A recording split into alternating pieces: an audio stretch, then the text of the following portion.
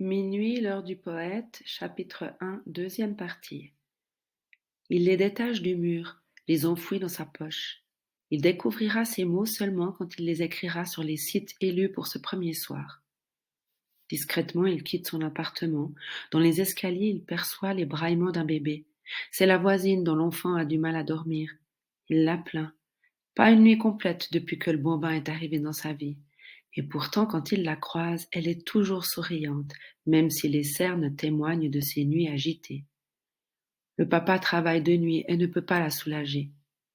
Dans son immeuble, il n'y a que des histoires comme celle-là, des gens bien qui bossent comme ils le peuvent pour garder la tête hors de l'eau. Mais les autorités pensent différemment. Ici, c'est le bouge. Les gens sont des fainéants et ils n'ont qu'à travailler plus durement s'ils veulent s'en sortir mieux. Bien sûr. Le monde est la propriété des nantis, ils font la loi, s'érigent en conscience, déclament de beaux discours et se veulent toujours compatissants. Du vent tout ça.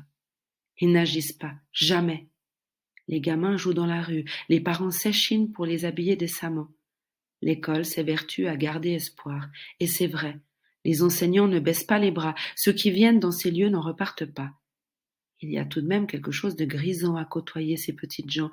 Ils sont attachants, sincères et connaissent les vraies valeurs, alors qu'ailleurs on les a déplacés vers des clichés qui n'apportent que de la poudre aux yeux. Alors, prof ici un jour, prof ici pour toujours. C'est devenu leur slogan. Et les enfants ne s'en sortent pas si mal au final. Certains partiront demain vers des horizons remplis de promesses. Ils reviendront, car il y a une chose que personne ne leur enlèvera jamais. L'espoir naît dès le moment où on leur a montré que derrière les murs s'étendait un monde qui n'attendait qu'eux pour retrouver son authenticité. Et ce monde, après l'avoir parcouru, ils le ramèneront de leur bagage pour faire germer ce même espoir dans d'autres petites têtes en quête d'aventure.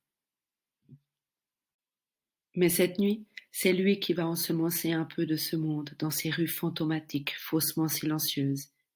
Il n'a jamais eu l'occasion de le découvrir, mais son imagination est suffisamment grande pour l'avoir créé en lui. Si ce monde se trouve à l'extérieur, à force de l'avoir rêvé, il pulse dans tout son être maintenant. Il ne vibre plus que de ces mots qui proviennent d'un ailleurs qu'il connaîtra un jour, il en est persuadé. Une fois sur les pavés, il s'enfonce dans les quartiers qui ont sombré à leur corps défendant dans l'obscurité. Il sait où la lumière se terre.